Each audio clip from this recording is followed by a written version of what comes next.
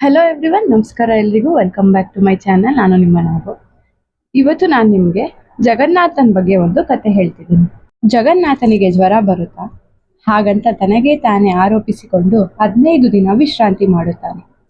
16ನೇ ದಿನ ಅಮ್ಮನನ್ನು ನೋಡಬೇಕು ಅಂತ ಹಠ ಮಾಡಿ ರಥ ಏರಿ ಹೊರಡುತ್ತಾನೆ.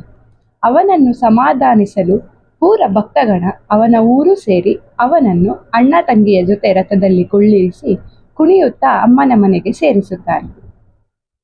10 ದಿನ ತವರು ಮನೆ ವಾಸ. ಮತ್ತೆ ಕುಣಿಯುತ್ತಾ ವಾಪಸ್ಸು ಮಂದಿರಕ್ಕೆ ಕರೆತಂದರೆ ವರ್ಷ ಪೂರ್ತಿ ಹಸನ್ಮುಖಿ ಭಗವಂತ ಬರುವ ಭಕ್ತರನ್ನು ಆಶೀರ್ವದಿಸುತ್ತಾನೆ. ಲೀಲಾಮಯಿ ಭಗವಂತನ ದರ್ಶನಕ್ಕೆ ತೆರಳುವ ಭಕ್ತರಿಗೂ ಅವನದ್ದೇ ಭಕ್ತಿಯ ಜ್ವರ. ನೀವು ಪೂರಿ ಜಗನ್ನಾಥಗೆ ಹೋಗಿದ್ದೀರಾ ಅಂತ ಹೇಳಿದ್ರೆ ನಿಮ್ಮ ಎಕ್ಸ್ಪೀರಿಯನ್ಸ್ ಹೇಗಿತ್ತು ಅಂತ ನನಗೆ ಕಮೆಂಟಲ್ಲಿ ತಿಳಿಸಿ.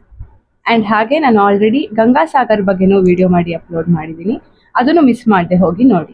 ಈ ವಿಡಿಯೋ ಇಷ್ಟ ಆಗಿದ್ರೆ, ಇನ್ಫಾರ್ಮೇಟಿವ್ ಅಂತ ಅನಿಸಿದ್ರೆ ಲೈಕ್ ಮಾಡಿ, ಶೇರ್ ಮಾಡಿ, ಕಮೆಂಟ್ ಮಾಡಿ, ಆ್ಯಂಡ್ ಹಾಗೆ ಸಬ್ಸ್ಕ್ರೈಬ್ ಮಾಡೋದಂತೂ ಮರಿಬೇಡಿ. Thank you.